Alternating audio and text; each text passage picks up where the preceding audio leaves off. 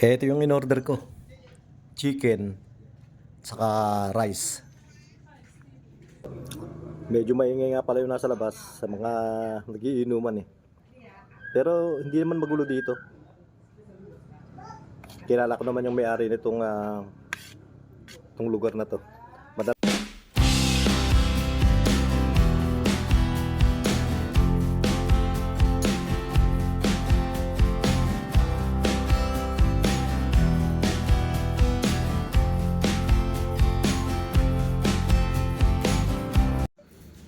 Nakikita ko na naman itong mga dikdik na to. Ayan o.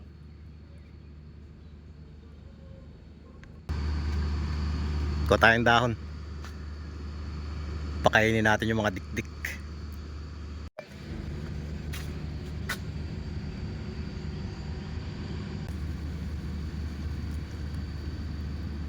Hindi ko sigurado kung ito yung mga lagi kong pinapakain eh. Magkakamukha naman kasi sila eh. Pero baka ito yun eh.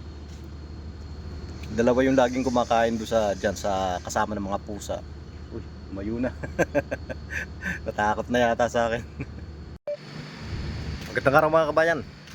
Sabado de Gloria nga pala. Medyo matagal-tagal pa yung bakasyon namin. Dahil dito, ang Huwebes may pasok pa yan dito. Ang holiday na dito mag-uumpisa ng Biyernes, Sabado, Linggo hanggang Lunes. Martes na yung pasok. Kaya sakto yung dating ko dito. Dumating ako dito Huwebes. Pahinga muna. Kinabukasan, bakasyon uli. 4 na araw agad yung bakasyon. Nung umalis nga pala ako dito, February 27. At ngayon, 19 ng Abril, medyo matagal-tagal na rin. Kaya ang gusto kong share ngayon, yung mga napansin kong malaking pagbabago mula nung umalis ako dito. Yung restaurant na malapit sa amin, yung Sira-Sira na, nung bago ako pumasok dito sa compound, malapit lang kasi yun eh. Tatanaw ko, bago na. Kaya nakakatuwa naman at may development na yung restaurant na yun. Dahil madalas din kami magtsa dun eh. Pag wala kaming magawa, doon kami pumupunta. Bago na siya, maganda ng tingnan. Kaya tingnan natin kung ano yung tsura ng loob. Hello, good morning. Fine. I want to take tea here. I want to try the new restaurant. Okay.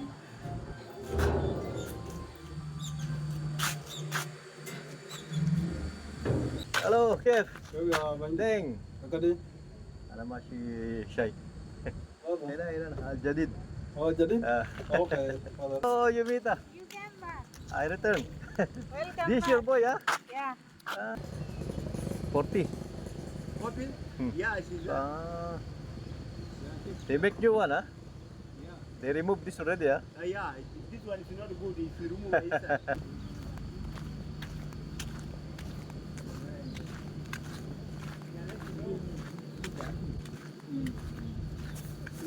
Hello. Hi, Turki. Chef. Ha. Shy tea. Hi, Turki. Shy. Selfie. Ay. طب واحد. اوكي ما كتير سكر. انا اعرف اوكي. انا زول ده هناك. لا هنا بس. هنا دار واحد بس واحد بس. انت داير؟ باي قصير انا داير ماله ده جديد ها؟ ده جديد نيو وان نيو. يا All talking. Nung bago ako umalis, itong mangga na to, napakaraming bunga. Kaya nga lang mga mura pa. Inaasahan ko na noon, pagbalik ko, wala na akong abutan yan.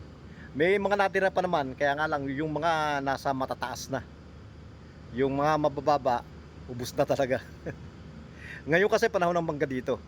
Pero bibili na lang ako sa palengke.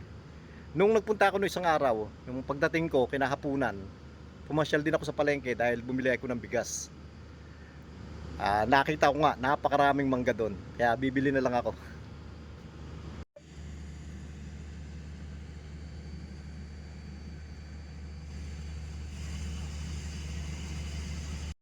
Nung bago ako umalis, taglagas nun eh. Itong puno na yan, walang kadahon-dahon yan.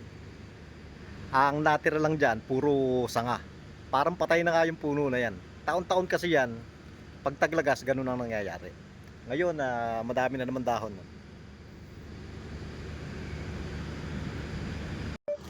Yun lang naman yung mga napansin ko. Yung mga iba, halos ganun pa rin. Halos walang pinagbago. Yun lang talaga dahil ito, nasa harap ng bahay ko yan eh. Yung puno na yan. Kaya kapansin-pansin yan para sa akin. Nung umalis ako, walang kadahon-dahon. Ngayon pagbalik ko, madami na uling dahon. At yun nga, yung restaurant doon sa labas. At yung mangga. Yung kasi yung mga bago ko umalis, mga tiningnan ko yung paligid eh. Pero yung iba, ganun pa rin. At dahil nga Holy Week pa ngayon, hindi ko alam kung nagluto sa kantin. Wala pa man din ako mga pagkain dito sa kwarto ko. Kahapon hindi sila nagluto dahil Biyernes Santo, wala naman daw mga tao dito. Ngayon, hindi ko sigurado kung magluluto. Kaya bago magtanghali, i-check ko na muna. Para kung sakaling wala, sa labas na lang ako kakain yan. Maghahanap na lang ako ng makakainan sa labas. Yung medyo malapit-lapit lang. Ang oras nga pala ngayon, mag-alas 11.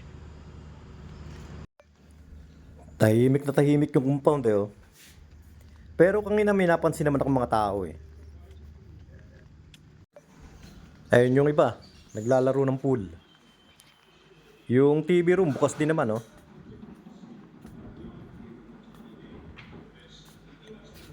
Yung kusina sarado. Hindi daw nagluto. Maobliga akong kumain sa labas na ito. Meron naman akong nabiling bigas, meron din akong sardinas. Kaya nga lang, kahapon sardinas lang din yung inulam ko eh. Hanggang kaninang umaga. Ngayon naman sardinas ulit, parang nakakasawa na, kaya maghahanap na lang ako sa labas. Yung sardinas na yon, dala ko yon galing ng Pilipinas. Bala kong pumunta doon sa may pyramid. Matagal na akong hindi nakakakain doon eh. Nung siguro taon na, baka 3 taon na yata. Isang beses pala ako nakakain noon pa. Medyo malapit lang naman dito yon. Kaya doon ko balak pumunta ngayon.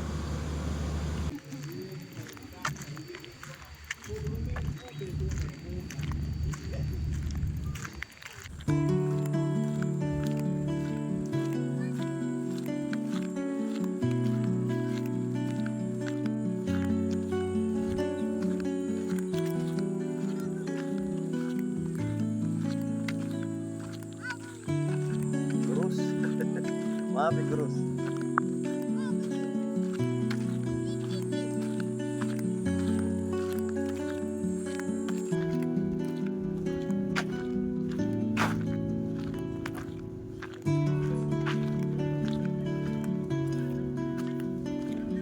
Yeah, food. Rice. You have rice. How much? What do you have? Sa gabi, lagi daw maraming tao dito. Dito kasi yung panuuran nila ng football. Pero, para makapanood ka, kailangan daw bibili ka ng beer o kahit ng soft drink man lang.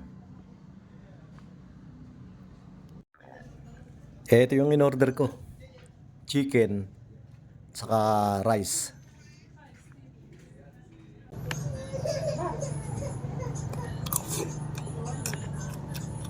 Mukhang okay naman.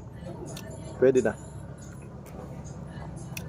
Ang tawag nila dito, chicken stew. Itong gulay, hindi ko alam kung anong gulay ito. Sukunga yata.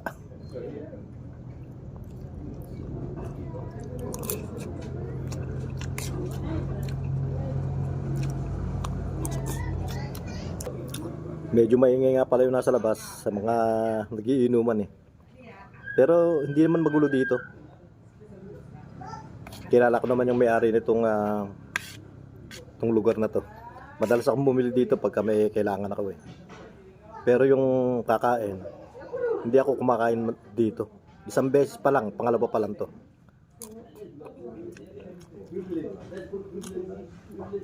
Okay naman yung pagkain nila.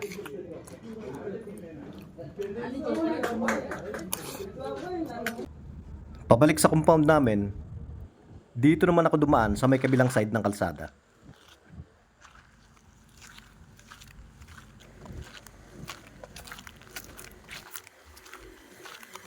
Paul, doctor. Yeah, Pido. How are you? I'm good, boss. How are you? Nice to see I'm you okay. again. When did you arrive? I came Thursday. Oh, that's good. Okay. At yan ang pumbursa ngayon mga kabayan. Maraming salamat po doon sa mga laging nanonood ng mga ina-upload ko. Ngayon, pasensya na po, ganyan lang muna yung ma-share ko.